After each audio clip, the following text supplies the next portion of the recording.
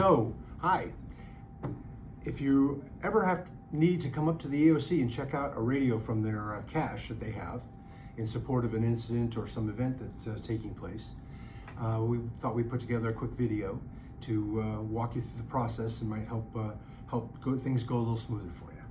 First off, when you do check out a radio, you will be handed a card for that radio, and we just ask that you put your agency, your name, and a contact phone number for you so that we can get a hold of you when it's time to return the radio, or sign back in when you do return the radio. Whichever way works out comes first, as it were.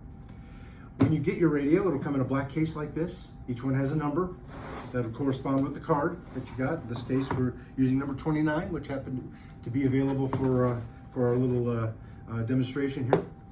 There are a number of items in it. One, we have a nice little check-in list that you can use to confirm that you've got all the parts and pieces that come with the cache kit when you check it out, and also when checking back in to make sure everything comes back with the radio. There's also a nice little quick guide that can help in a pinch if you've have a question about the operation of the radio that maybe isn't covered in this video, or something special comes up. This little pamphlet here can be very helpful to you. In the kit, you're going to find one radio, a nice yellow standout, kind of a green color, stands out good, so in case you drop it, you can find it easily. Don't ask me how I know that. There's an antenna for the radio. There's a speaker mic that you can use if you choose. You don't have to use it to operate the radio.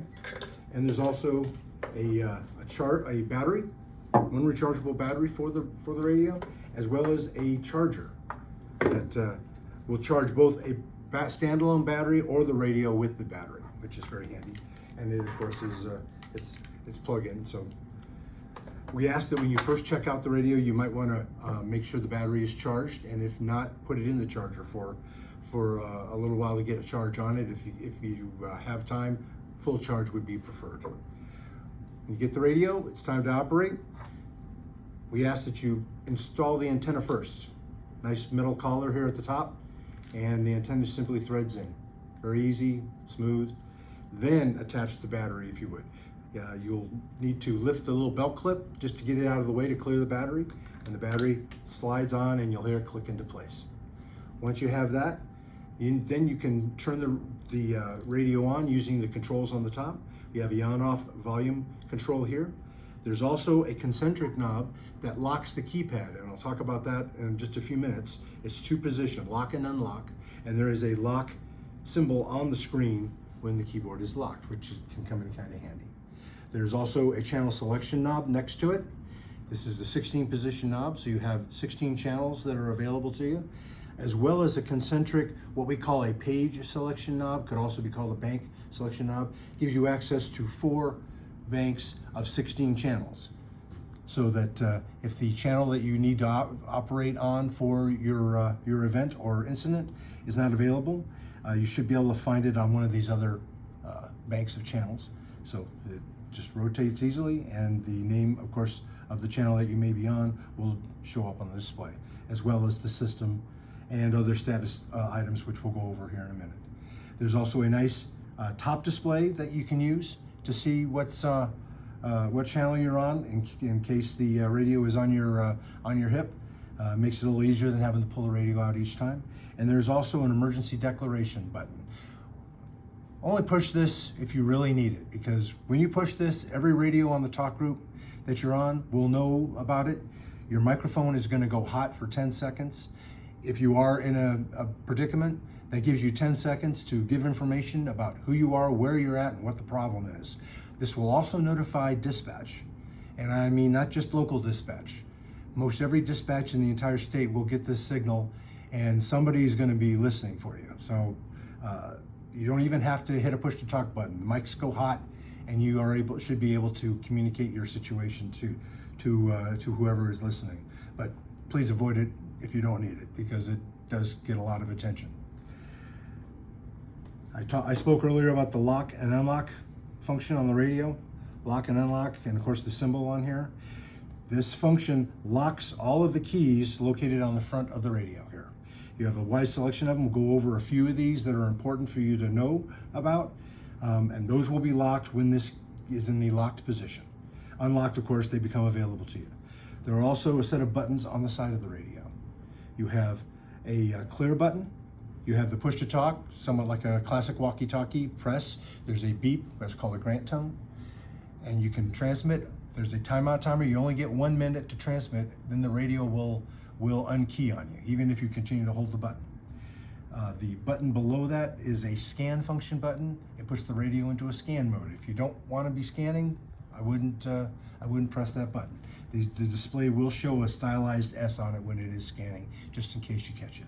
The lower button provides a flashlight function, but it's not very, not real bright. I'd say use your cell phone instead for or a real flashlight instead.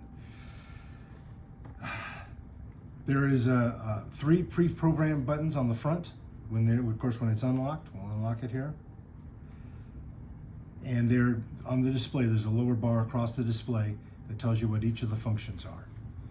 We have a navigation button and a select button that you can use to select different menus. As you can see here, channel information, or and there's a back button here. This button becomes back when you're in the menu. This one allows you to change systems up and down. If you need to manually select a particular repeater site or system, utilize these 2 buttons here. This, of course, selects it. And there's a pre-programmed couple of buttons, number 1 and number 4. One will take you back to the EOC channel or talk group, as it were, on the main Washoe County Metro simulcast system. And number 4 takes you to the fire talk groups. Let's see, beyond that, one other useful function, of course, is the pound button. This is an audio record or audio playback button. The last transmission that came through on the radio, if you need to save it and you were able to hit it before a next transmission comes through, you press this button, it will save that transmission so you have it. And then pressing this button afterwards will play that recording back for you. It can come in handy if there's something going on and you want to retain it for information. Again, we'll go back to the display here real quick. There is a signal status display across the top, bars similar to what you would have on your cell phone. Tells you how strong the signal is that you're getting from your from the repeater system. There is a transmit power indicator. One bar is low power, 2 bars is high power. Just recommend you operate at high power. It's probably for the best. The symbol there, it says XL right now, but when you are outside, the radio has built-in GPS. What will happen is the time will appear on that display when it is locked. That will allow you through the menu functions on the radio to get your GPS coordinates if you so need to tell people where you're at. It's pretty easy navigation. You'll be able to find it quite quickly and easily. And there's also a Bluetooth indicator. If you were to pair this radio with a Bluetooth appliance, you have that indication there, and also your battery indication, just to give you an idea of what kind of shape your battery's in. That's kind of it in a nutshell. I think it's pretty fast. When it comes time to return your radio, please, if you can and you have time, please put it in the charger and charge it back up before returning to the EOC. Make sure the radio is off and packed back into the case as best you can. Remove the battery and the antenna before doing so, and everything should fit back in there nicely. I think you'll find it to be a quite useful tool that'll come in handy at your next incident